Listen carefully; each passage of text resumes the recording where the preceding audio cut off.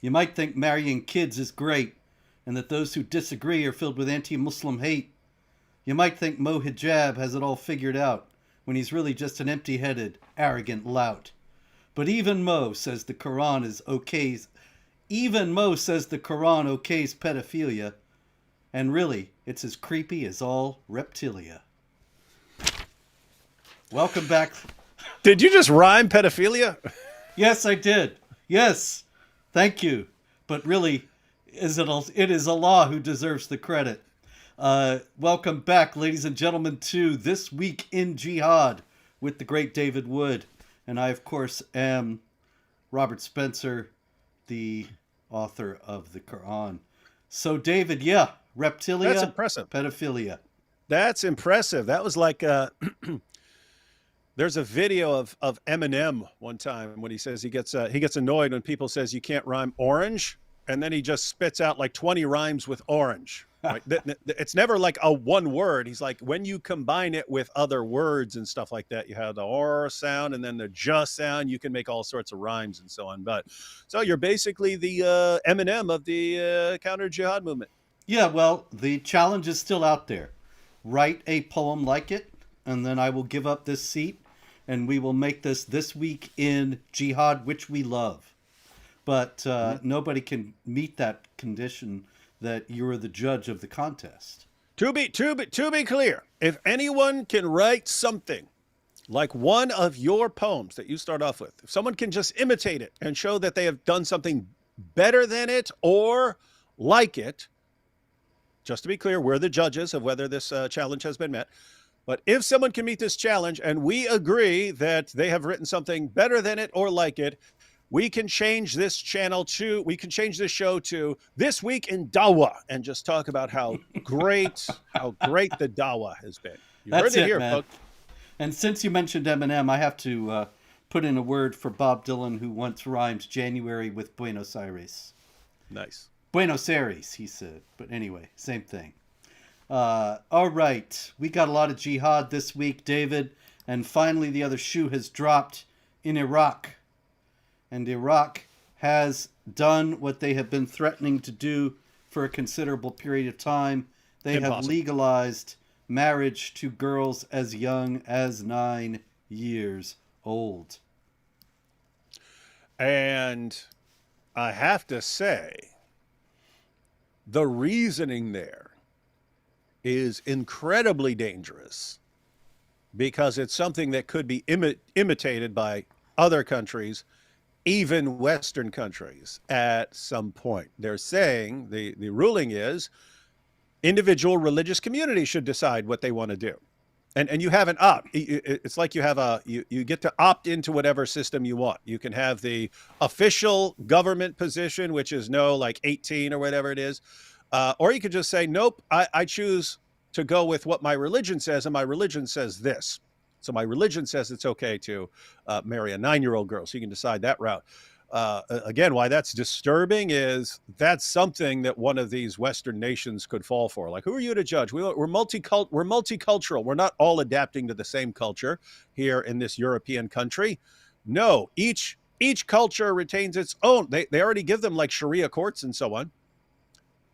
And I have to say, it's a demonic kind of diversion and deception, David, because it also gives the illusion that you can opt out. Like, if your community doesn't want it, then you just don't agree with it, but you just mind your own business and let these other people do it.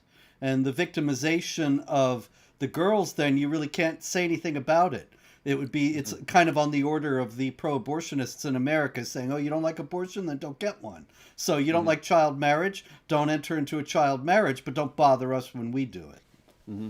Yeah, and again, that's something that people could fall for. Keep in mind, it's already happening because lots of Muslims in Western nations, they don't go to the government for their marriage. They go to the mosque for marriage. And the government has no idea. And that's how you have lots of Muslims who are actually polygamous. As far as the government is concerned, they have no wives or they have one wife. But they have a second wife, a third wife, and a fourth wife that are all arranged just through the mosques.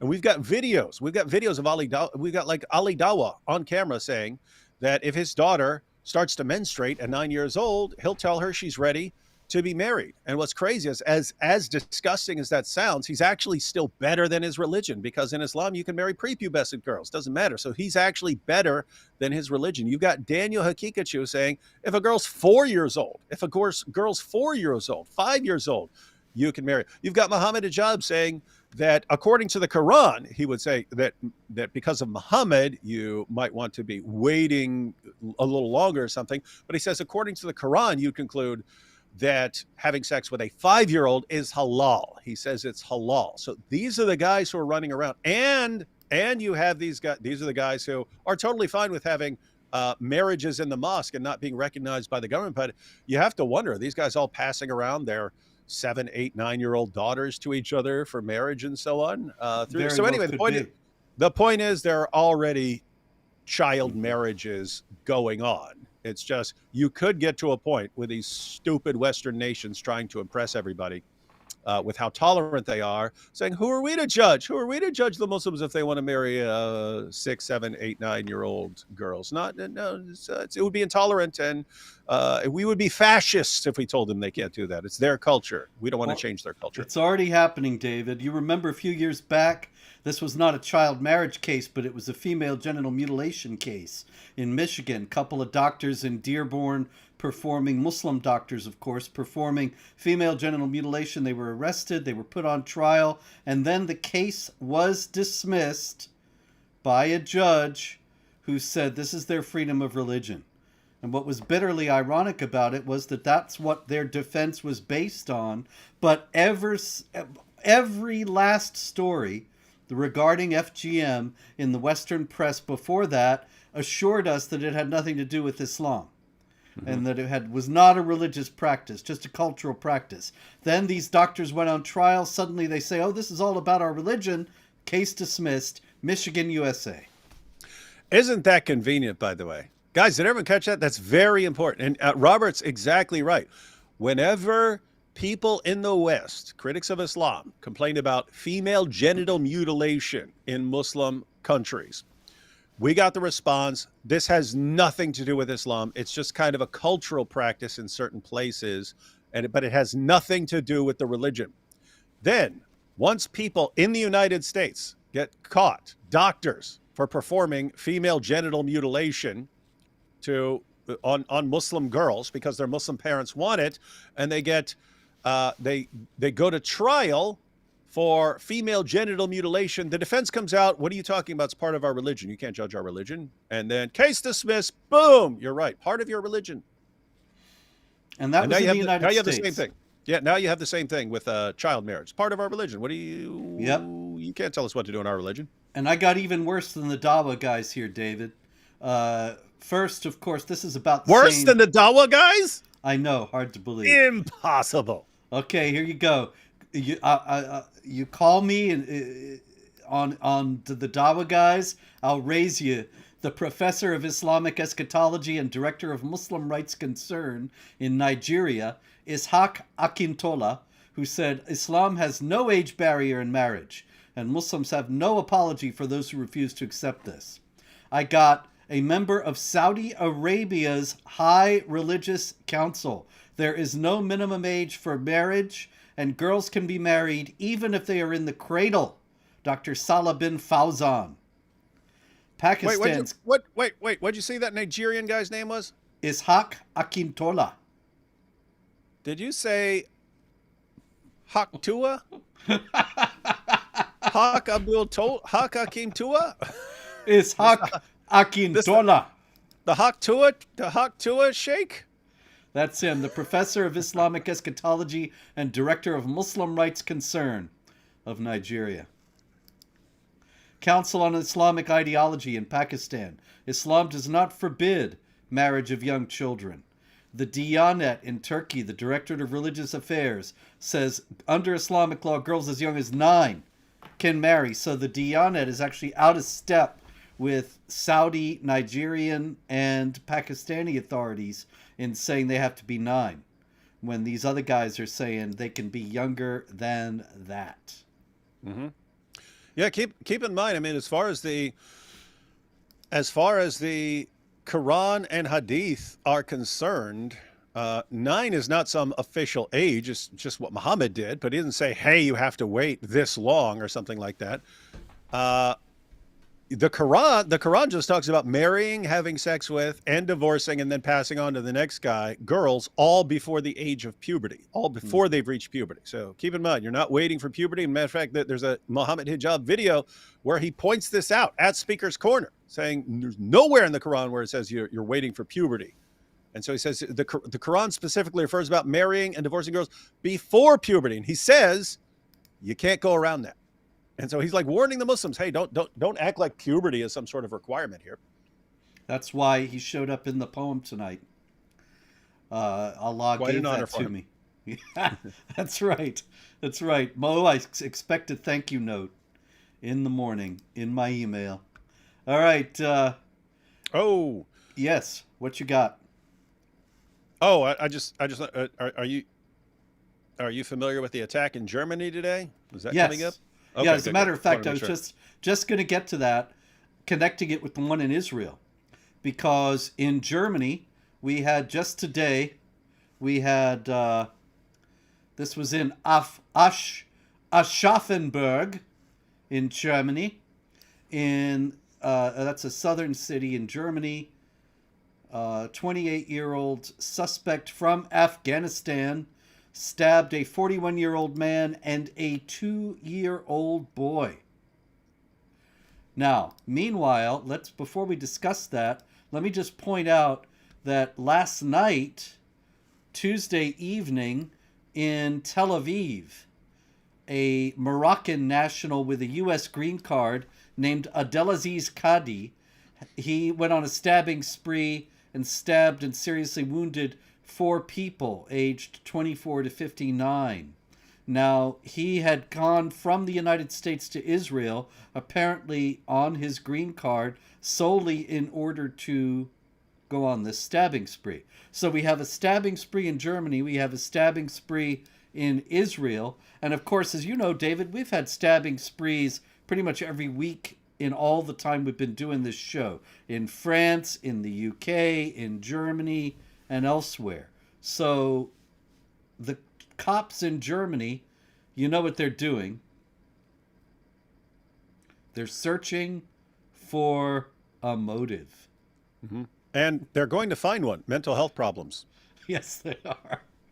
But what do you think is the deal here? Why all the stabbings? Why is stabbing involved in all this? Well, you have, of course, commands in the Quran to strike at their necks and so on. So, but really, I think the main reason is, and we've talked about this in the past, but if you go back like 25 years and so on, the goal of terrorist attacks was to have some big explosion. You want to bomb something. And then, of course, you flying planes into buildings. Remember, after that, you had all these other incidents where people are trying to do stuff on planes and so on. But everyone, all these Western nations amped up their security for things like that. So they made it really hard to bring down a plane. They made it really hard to get bombs because they had informants all over planted in various mosques. And you had all these terrorists who would come along and they get the idea they want to launch a terrorist attack. So what would they do? They start going around, hey, anyone know where I can get a bomb? How do I build a bomb? And they start walking around. And of course, then someone informs the FBI and then they get caught. They get caught. This happened 12 times in a row in New York. So when I was living in New York, I counted 12 attempted terrorist attacks, big one, like trying to bomb the subway and things like that, bomb a bank, and 12 in a row. They caught the guys because they were all guys who ran around. Hey, okay, I'm trying to. They wanted a community. They wanted to get a bunch of people involved to go and launch their attack, to do something big and spectacular.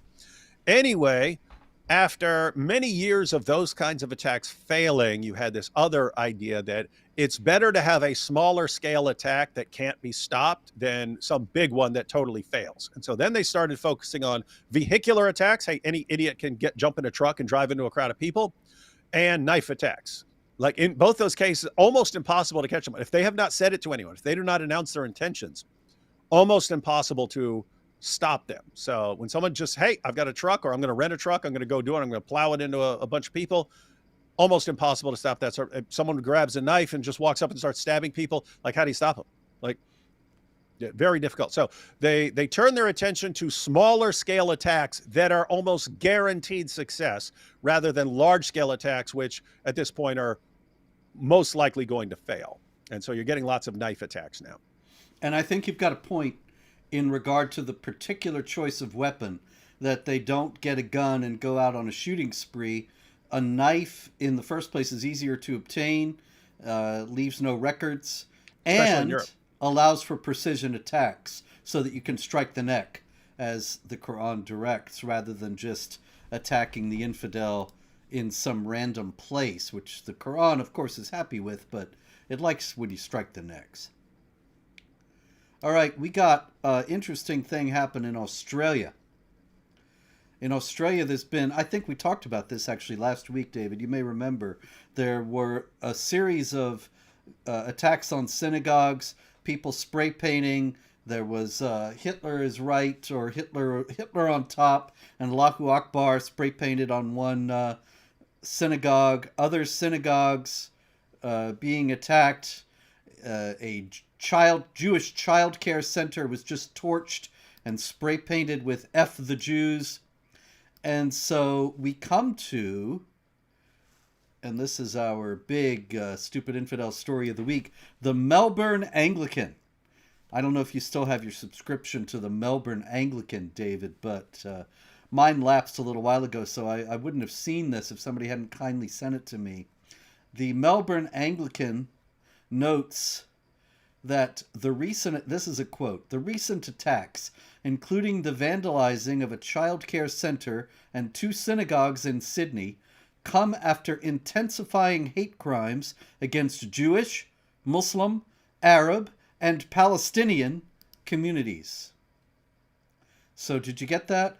Attacks on Jewish, Muslim, Arab, and Palestinian communities, and the evidence for that is that a Jewish child care center and 2 synagogues were attacked. And the Melbourne Anglican says, see, Jewish, Muslim, Arab, and Palestinian people are being targeted. It's all Palestine, Robert. The whole world is Palestine. So everything's about the Palestinians, Robert. Come on. Yes. But I thought it's incredible that Jews are being attacked and victimized as they're being all over the world. And in response, the Melbourne Anglican says, we got to worry about these attacks against Jewish, Muslim, Arab, and Palestinian communities. So 75% of the people they're worried about are actually the perpetrators of most of these attacks, as we saw from the Allahu Akbar on the synagogue, and not the victims of any attacks. Well, Robert, but see, I don't know how you're missing this, Robert, but aren't Muslims the real victims of every Islamic terrorist attack? Because then there's the potential backlash. And so, Robert, if a Jewish childcare place or a synagogue gets attacked, who are the real victims? Palestinians, because there could be a backlash against them for launching these attacks. It's especially creepy in Australia because here's what's messed up. Australia has been granting these humanitarian visas to people from Gaza and so on. We've seen the people in Gaza. We've seen, like, even in the hostages release, like you had Hamas having to stand there with machine guns to protect the hostages that they are handing over, because they need these hostages to be handed over so that they get their hostages in return. But they have to stand there with machine guns to keep the regular Palestinian citizens, the regular Gazan citizens, from ripping these ladies apart. And Australia says, hey, let's take a couple of these random citizens here and bring them to Australia, where there's no protection. Anyway, there are no walls or fences protecting the Jewish community from what could these possibly guys. go wrong? What could possibly go wrong? We know Islam's all about peace and tolerance and so on, that everyone just wants freedom and democracy. So no one's going to do anything wrong. And here's what's messed up. When these things happen, when these jihadis attack a synagogue in Australia, why did that happen? Because some idiot in the government said, let's bring that guy in. We need that guy. This guy would make Australia better. Oh, he's attacking a synagogue. Are we going to send him back? We going to send him back? No, that would be intolerant. We'll just lock him up for 2 months if we ever catch him, and then let him back out. Globalize the And while intifada. he's locked up, we'll give him Quran and let him pray with the other jihadi prisoners. And Because let him be in a community with other law-breaking jihadi-minded people so that they can formulate their plans for the future. I'm saying that, guys, because I've been to prison. I had other inmates who were in there for robbery and so on, offering me this deal. Hey, you seem really smart. If you plan it, we'll do it. Offering it. They wanted a mastermind because they understand, hey, we're not the brightest guys. We have no problem slinging guns and stuff. We're just bad at the planning. If you can plan this, before I became a Christian, if you plan it, we'll do it. You plan the robbery, we'll do it. What do you think these jihadis are in? They're in there. Oh, this guy's the smartest amongst us. Okay, you plan the attack. We're your cell now. We're your cell. Literally in the same cell, and they're a terrorist cell for me. Yep. Jihadis, for years, it's been noted that they are very active, especially in UK prisons, and the UK government does absolutely nothing about it. All right, a few other things about the hostage release, David. We were talking about the whole hostage deal last week, and I think that there's altogether even more cause for concern at this point. One story out of Al-Qaeda is that Al-Qaeda's Central Command has congratulated the Gazans on their great victory and called on Muslims to support the Palestinians in further jihad attacks against Israel. We had the interesting spectacle of all these fat jihadis coming out in their Hamas uniforms. I thought they were starving. I thought they were getting genocided, and suddenly they looked well-fed, well-clothed. They got their uniforms back. They're not in doctor's clothes and press clothes anymore. They're back in their Hamas uniforms, parading around in expensive new trucks. And a Palestinian mother in a hijab, she's on video saying every year there will be another October 7th. And she doesn't just mean the day between October 6th and October 8th. She means because then it wouldn't be really an enlightening statement, right? Every year true. There's going to be an October 7th. Yeah, we know that, lady. We know what a calendar is. No, she means there's going to be another massacre of the Jews. She says our children will do everything to make sure every year is October 7th. I swear to you, it will happen. So I don't know if they really want peace. I'm just not getting peace vibes here. No, it's not, and that's the rough thing. Unless something happens, something needs to happen. Something needs to happen where these kids are not being raised as terrorists. But Gaza right now is one big terrorism factory. The women are having kids to raise them as terrorists. And so we sit there going, oh, what about the children? What about the children? It's like, okay, if you actually care about those children, you need to figure something out real quick, because those children are going to be raised to go and attack Israelis until they get killed in return. So you better come up with some brilliant sort of plan. As far as these, Robert, I have to say, I have come up in the defense of, because people are pointing out all these pictures of all these 250, 300-pound men and women in Gaza. You're wondering how bad was this famine really? What if all these people were like 2,200, 2,500 pounds before the war, right? Oh, so maybe for them that they are like, hey, this guy's down to 250, 300 pounds, but he started off at 2,200. So this guy's been starving, living off his own body weight there. So that certainly does explain it. Anyway, we got a new Hamas leader, Khalil al-Hayya. I hadn't heard of him before all this, but I think Robert, why didn't they get someone we've heard of before? Well, I think they're all dead. Oh, that's why. Oh, yeah. Here, let me check. Except for Khalid Mashal. Hang on, let me check. I got the deck right here. Yep, he's dead. No, he's dead. Dead. You got al-Hayya in there? Dead. Yeah, they're all dead. I'd have to go through the deck, but yeah, they're all dead. Yep. So Khalil al-Hayya says, where is it? Our people have thwarted the declared and hidden goals of the occupation. Today we prove that the occupation will never defeat our people and their resistance. Our people will expel the occupation from our land and from Jerusalem, At the earliest time possible, our enemy will never see a moment of weakness from us. And he said October 7th was a source of pride for our people to be passed down from generation to generation. So we know he wants peace. Idiots. Yes. Isn't it crazy? And here's the thing, like I wonder, are people on that side, so all the college protesters and so on, do they have the basic intellectual ability anymore to see this, right? Because all the pictures that they share are like one starving kid who had a disease. That's why he looked all emaciated and so on. It wasn't and that his he mom was fat. Yeah. So we have to believe that mom was eating everything and not letting him eat. Yeah, so but they'll show that picture. You see, this is how things are in Gaza. No, it wasn't at all. But they presented it like that. Everyone's just starving. It's a famine. They're all dropping dead for lack of food and so on. Meanwhile, the second you get a ceasefire, they're all cheering in the streets. And so, I mean, think about this. It's we're all dying. It's a genocide. It's an ethnic cleansing. We're starving. Widespread famine. All our kids are dying. All our kids are dying. No one's surviving. There's no food. There's no food here. People go, please, how can we get food to them? How can we get food to them? And then ceasefire. Boom. Ha ha. Suckers. Y'all fell for it. Idiots. We win. Ha ha.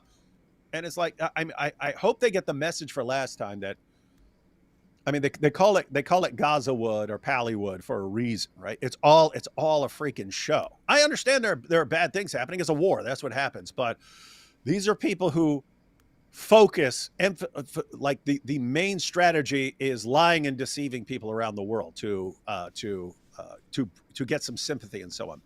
But now, I mean, just that instant. If they were smarter, they would have like slowly come out and pretended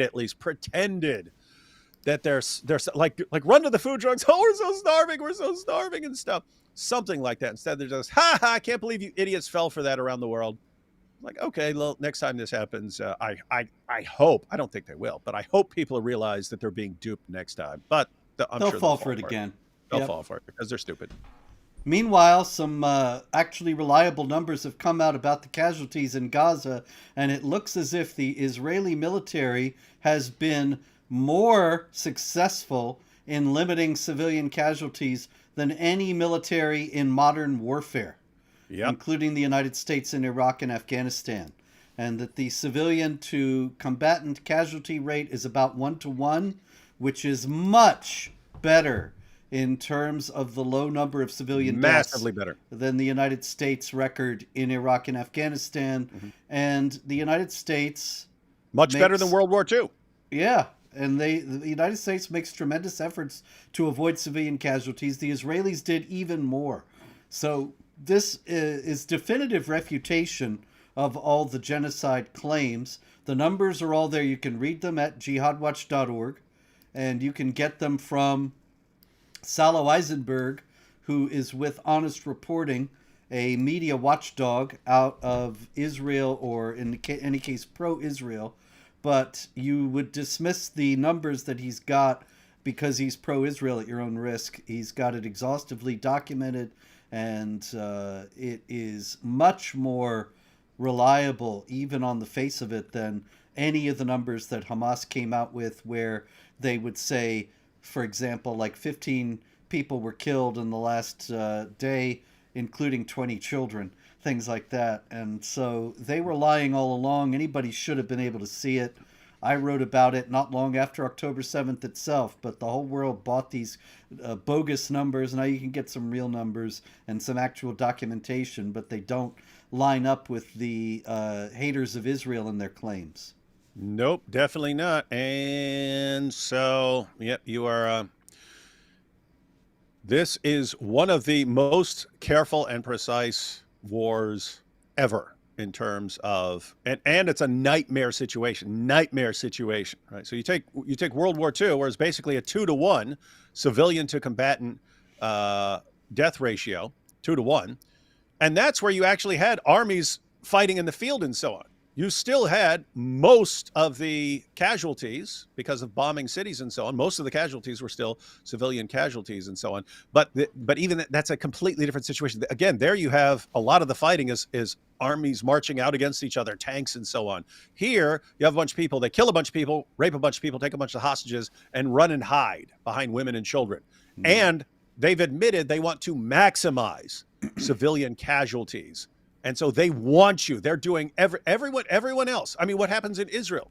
What happens in Israel when there's a rocket or when there's an attack? Women and children go hide in bunkers. And every house you go to, every apartment you go into, they all have safe rooms. What happens? What happens if there's an attack? Women and children go into the safe rooms. Women and children go into the bunkers. The soldiers go out and fight. What happens? What happens in Gaza? The women and children are used as human shields. The men run and hide in tunnels. It's a complete reverse. And it's like, this is a nightmare situation. You're trying to go in there and get your hostages back and find the people who killed your people. And they're hiding behind women and children. They want you to kill as many women and children as possible for their spectacle. And so nightmare situation, and Israel somehow ended up with either the best or one of the best records in the history of urban warfare. Absolutely crazy to call this a genocide. I did want to point out, Robert, you had a comment from Yaha, who says, dead babies are a show. When I said this Gaza stuff's done for show.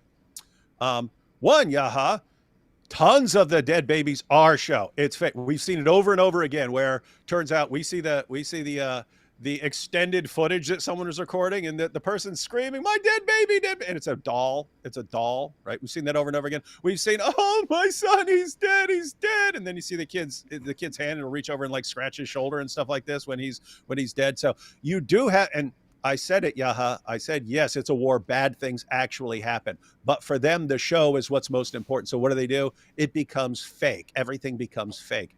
And so, yeah, that actually happened. This is not in dispute, Yaha. It's not in dispute. And who else does this?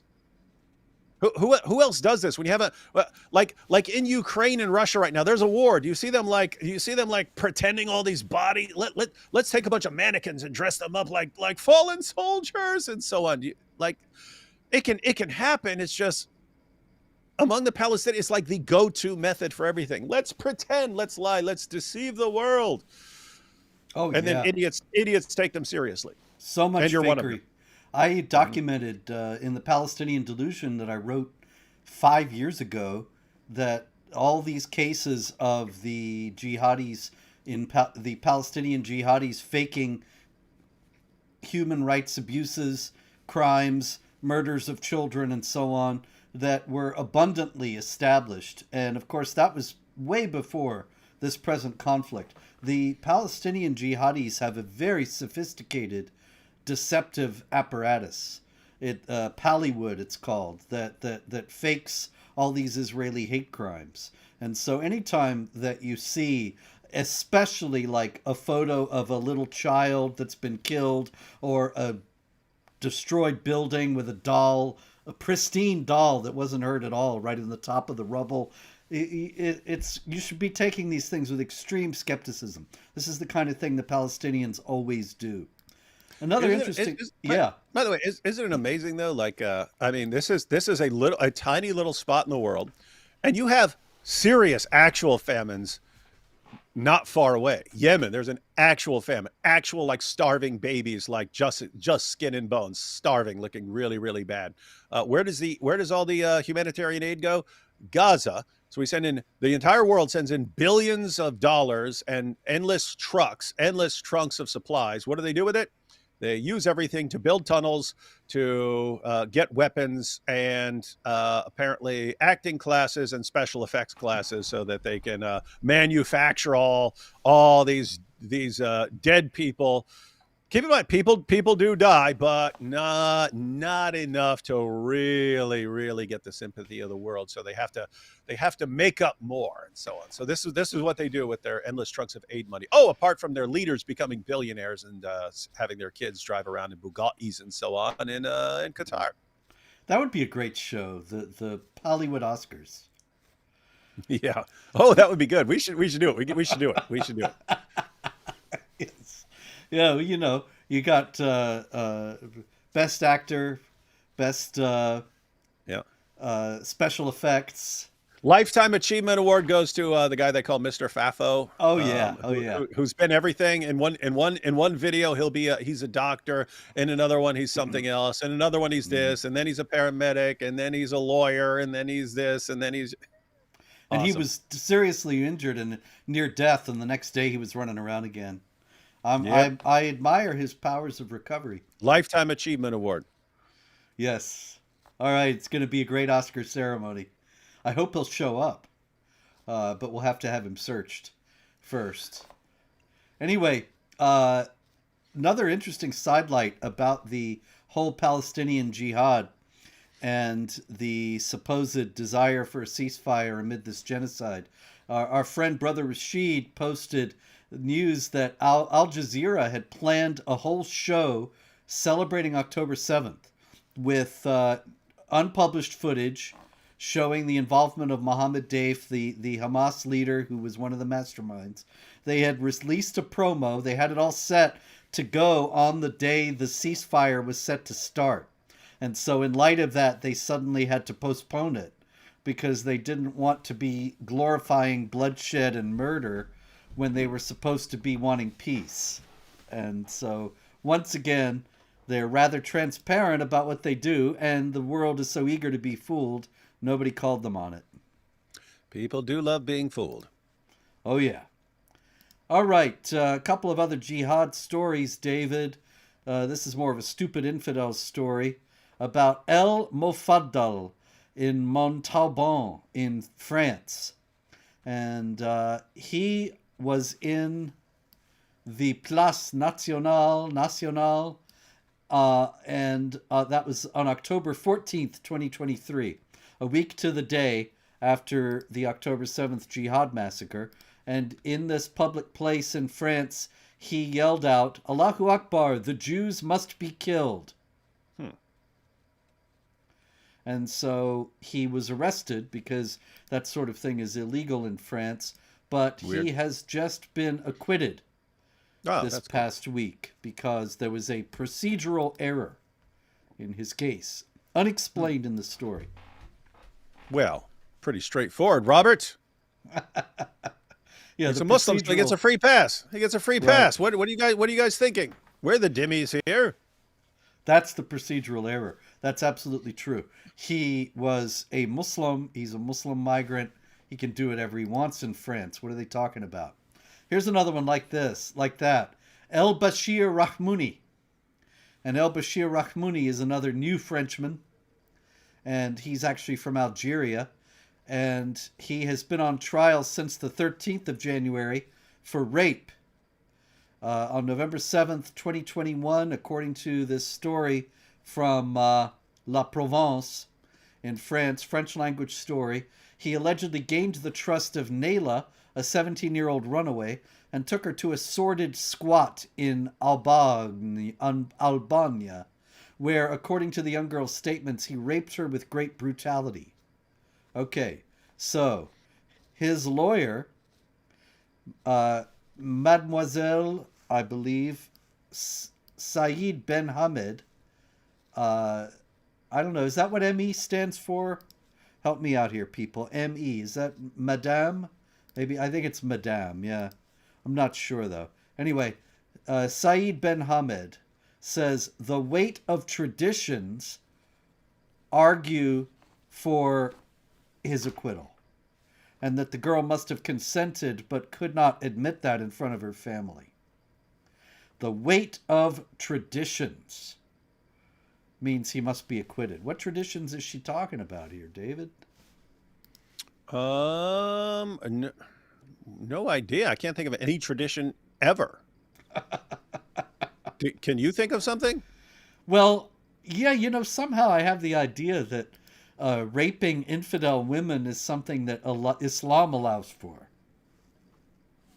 Does that ring a bell at all? Well, every time it's been brought up by the media and stuff, I'm sure that's not the case and so on. So they must know.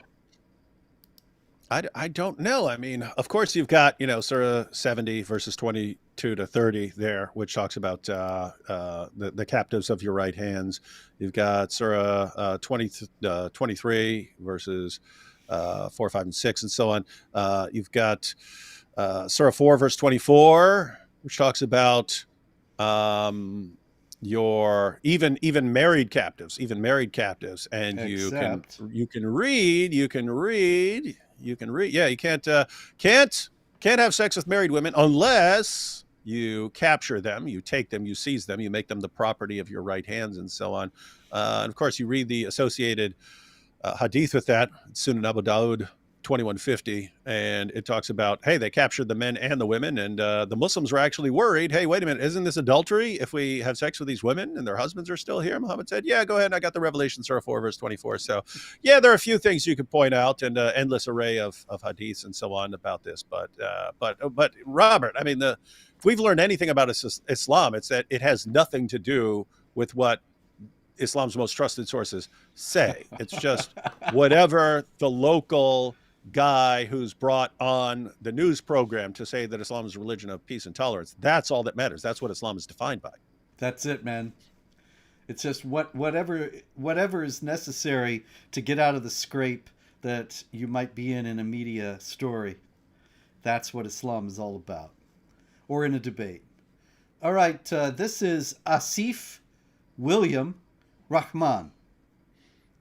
And Asif William Rahman, up until recently, was a CIA analyst. And he has pled guilty to leaking Israel's plans to retaliate against Iran after Iran sent a rocket barrage of 200 missiles against Israel last October 1st. That's 2024. And Israel had plans to retaliate that were known to the CIA. And so this Asif Rahman, even though he was in Cambodia, was able to access the plans and leak them to Iranian sources. So just to be clear, Robert, just to be clear, Yes. Iran attacked Israel with a bunch of rockets. Right. Israel planned to retaliate against Iran. But the United States insists that, hey, you need to share your plans with us so we're on board and we make sure we give you the thumbs up and so on. So they do. They give this information to the U.S. government. They give the information to the CIA. But the CIA, in order to show how incredibly tolerant and woke they are, have Muslim analysts who then take this information and send the plans to Iran so that they can prepare accordingly. Is that what you just said? That's basically about the size of it. There's just one other thing, one possibility, and that is that his name is Asif William Rahman. And so he may be, people have names for any number of reasons, but it's very unlikely that a Muslim has the name William. And he seems unlikely to be a convert since his name is Rahman. Now, you never know. There's been no background as to his story. But it is possible he could be a Christian Arab. A Christian Arab who loves Islam. Because, as I'm sure you're aware, there are many Christian Arabs who identify, because of the dhimmi mentality, and also Arab nationalism, they have been taught that the Islamic perspective is their perspective as well, and they need to share in all the values and priorities of the Islamic world. So it's interesting, the prosecutor, Troy Edwards, he said that Asif William Rahman, was motivated by ideology, but he didn't say which. And I think it's one of two things, really, that he either is a Muslim and thus was waging jihad against Israel, or he identifies so closely with Islam that he was waging jihad against Israel. But there doesn't seem to be any other possibility. Yeah, so you've pointed out, so he could have the name that could come from a Christian family or something like that. Also, could be one of these situations where Christian woman married a Muslim man, and so we'll name him Asif, and Yes. we'll give him his middle name after your family or something like that. Indeed. So there we have an interesting, whatever the explanation, whether he's a Christian Arab or a Muslim, the fact is that he is clear proof of the fact that our government has no clue, that they're hiring these people to be inclusive and multicultural and diverse, and they are not checking about their sentiments toward jihad because it would be Islamophobic to do so. And this is endangering Americans and endangering our allies. All right, we got to get to many other things here, but this is one. I just got to show this guy's picture because he's such a handsome fellow. That is Axel. That's a dude? That's a dude. That's Axel Rudakubana. And he's the guy who stabbed 3 little girls in Britain last summer, and the British authorities and then a lot of the British people started to protest and said that he was an indication that there was too much Muslim migration in Britain, and that they had brought in all these jihadis. And there were demonstrations all over Britain, and the Starmer government cracked down on the demonstrators and put a lot of people in prison. We talked about it at the time, for protesting and complaining about mass Muslim migration into Britain. And at that time, they said that Axel Rudakubana, who had killed the 3 girls, he was not a Muslim at all. But they were lying. And as it turned out, not only was Axel Rudakubana a Muslim, but he had been referred 3 separate times to PREVENT, which is the UK government's anti-terror scheme. It's completely useless, but nonetheless, the fact that he was referred to it is an indication that the guy was known to be a jihadi. And so the Starmer government not only lied and said that he was not a Muslim, but they lied in terms of not revealing that he had been known as a threat. And they let him walk around until he murdered these 3 young girls. Good old Kier Starmer. That's a great politician there. He's basically the Winston Churchill of opposite world.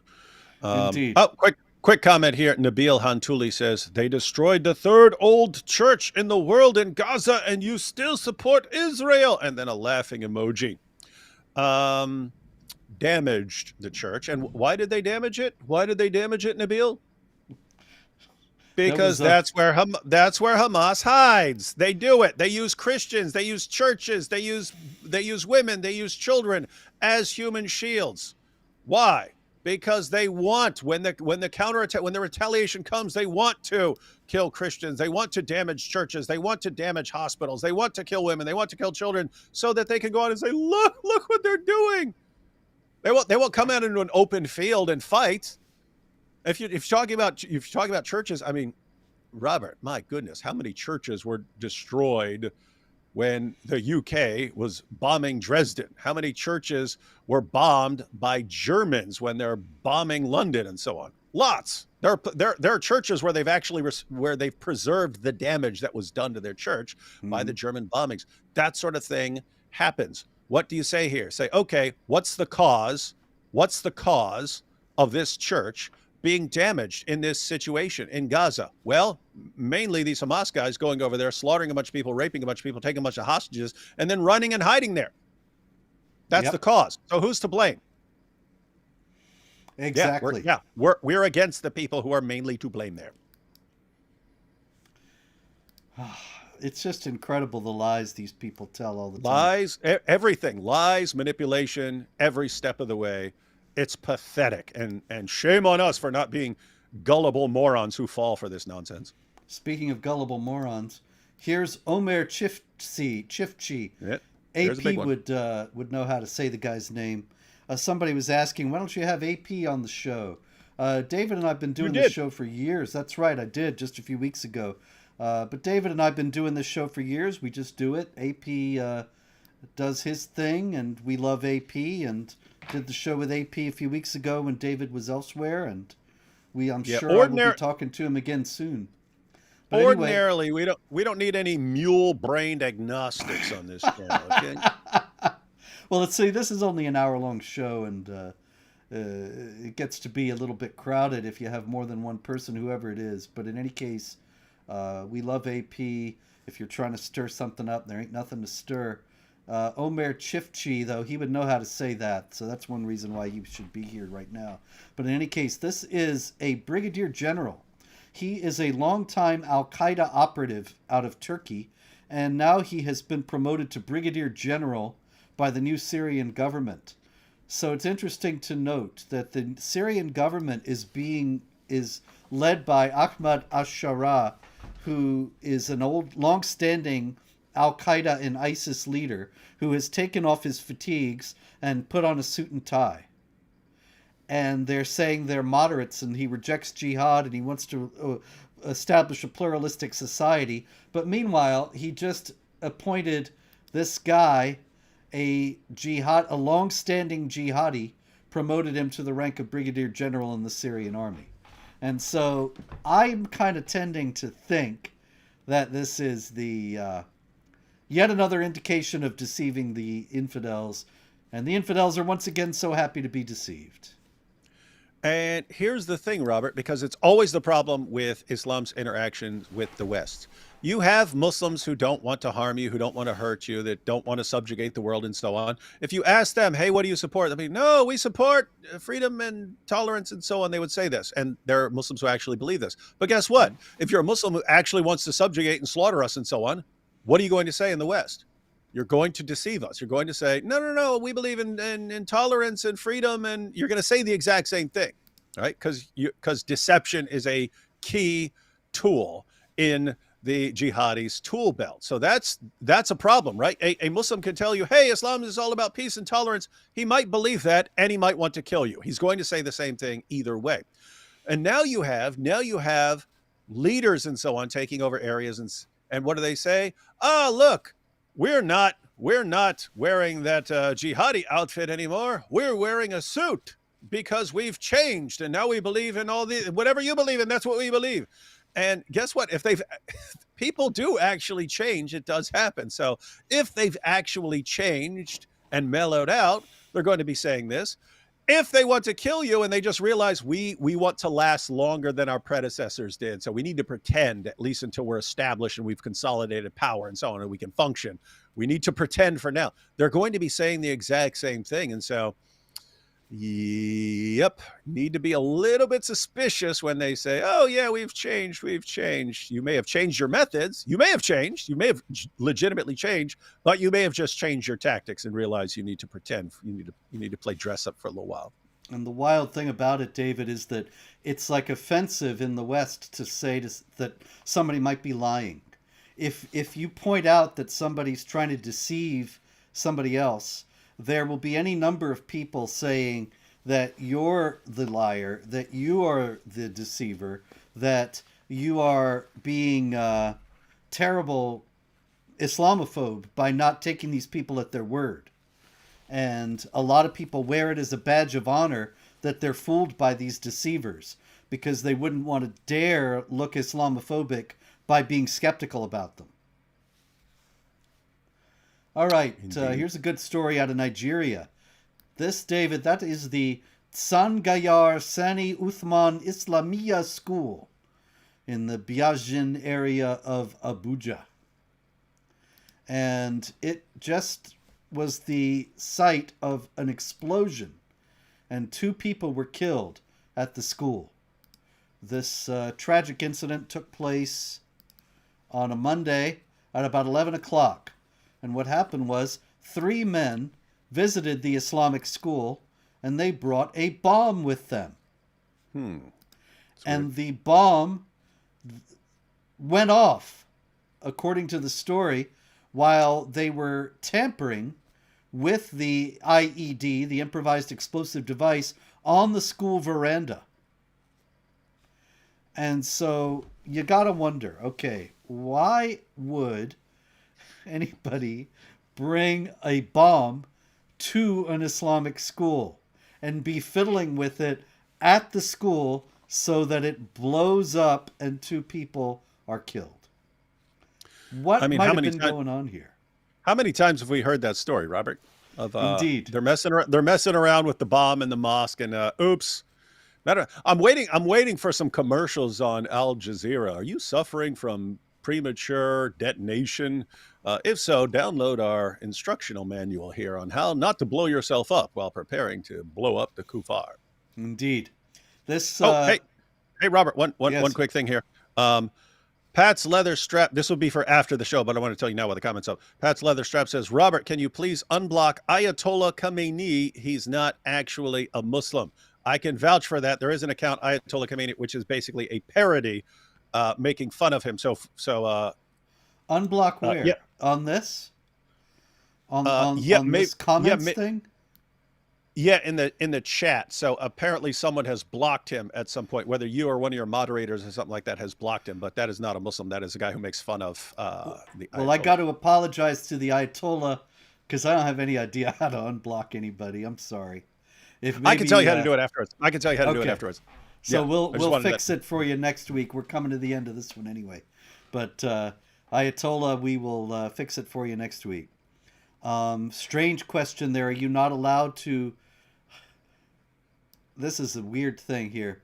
I am curious. Are you guys not allowed to report on the jihad activities in Biafra, formerly part of Nigeria but still occupied? I don't know where you get that idea. We talk about Nigeria, including Biafra. Nigeria pretty much every week. Yeah, and also, who do you think would allow us? We're not answering anybody here. But anyway, we report all the news out of Biafra, out of Nigeria, whenever possible. And I noticed lately, the last few months, there's been a bit of a blackout on news stories out of that area where they speak about bandits and so on in a very general way. And my contacts in Nigeria tell me that the bandits are invariably jihadis, but they used to be more forthright in the Nigerian press about what's going on. And now they're not so much. Of course, that's just like the Western press. Anyway, this school in Nigeria, in Abuja, which is not in Biafra, that seems to... It's very likely it was a bomb-making class. And you got to wonder, what kind of a school has a bomb-making class? I can think of what kind of school would have a bomb-making class. Indeed. But, they don't have one at my church. I don't know about yours, David, but there have been plenty of bombs going off in mosques for bomb-making class gone awry. Not in churches. Oddly enough. This is Amir Tatalu. And you can see why he has his name.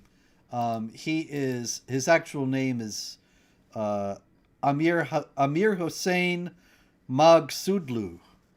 But he goes by Amir Tatalu because he's covered everywhere with tattoos. The ugly he was born with wasn't enough, so he had to augment it. And in Iran, he is a big supporter of the Islamic regime. And the Islamic regime loves him because he's cool and hip and covered with tattoos.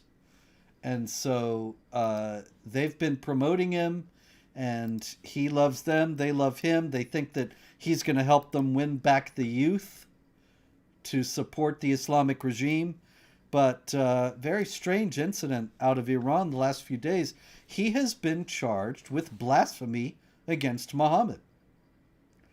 And the stories are a bit murky. There was a story came out he was sentenced to death, but then the Iranian government actually issued a statement saying, no, he has not been sentenced to death. He has become eligible for leniency under legal provisions. And they overturned his blasphemy charge. And I think, isn't that interesting that blasphemers, it really kind of depends. I suspect that this guy is getting this kind of treatment because he's always been a supporter of the regime. He even released a song. He's apparently a singer. He released a song in support of Iran's nuclear program. And so... yeah, the regime is pretty desperate for anyone who will defend them now. Yes. It's basically the only people on the side of the regime are like the most extreme wing of Shias. Shiism right now. Other than that, everyone's against them. So, yeah, if there's someone who's young and hip and might actually help them, yeah, they'd bend over backwards to have someone like that helping them. But even with that, guys gets charged with blasphemy. Is it a crime for making fun of a child molesting, murdering rapist? Is It this is in something that Iran. people should get locked up? You got the most obvious false prophet in history. You should give him a medal for making fun of Muhammad. Indeed, but I wonder. No story that I was able to find anyway said anything about what he said, and I wonder why would a guy like this who loves the Islamic regime blaspheme against Muhammad? Very strange story. If anybody So, has any more information on it, please email me at director@jihadwatch.org. But anyway, go ahead. Just to be clear, since we don't know what the guy did, he could be in trouble for calling Muhammad a pedophile, let's say, a child molester, a mass murderer. He could have said, "Hey, Muhammad's a mass murderer and a rapist," right? He could have said, "Hey, what's up with this guy Muhammad taking the wife of his own adopted son after causing the divorce by lusting after her?" Could have said that, right? Could have said, "Hey, what's up with this guy Muhammad torturing a man, having his followers light a fire on his chest, then chopping his head off and taking the guy's wife back to his tent and then banging her while one of his soldiers stands guard in case she decides to kill that sort of guy." So he could have made fun of Muhammad for delivering a revelation saying, "Hey, if I'm a false prophet, Allah will punish me by severing my aorta," and then he dies saying, "I feel my aorta being severed." So he could have said that, right? He could have said any of this. That was just so perfect, so beautiful. But anyway, yeah, he could have just said anything out of Muhammad's life. You want the details, friends? See Muhammad, A Critical Biography. You'll get all that and more. Any case, there's lots more jihad, David, but we've had quite a lot today. Democratic Republic of the Congo, 53 Christians murdered in one day in 2 separate jihad attacks. Many, many others of that kind going on. For full details, see jihadwatch.org, and God willing, we'll be back here next week.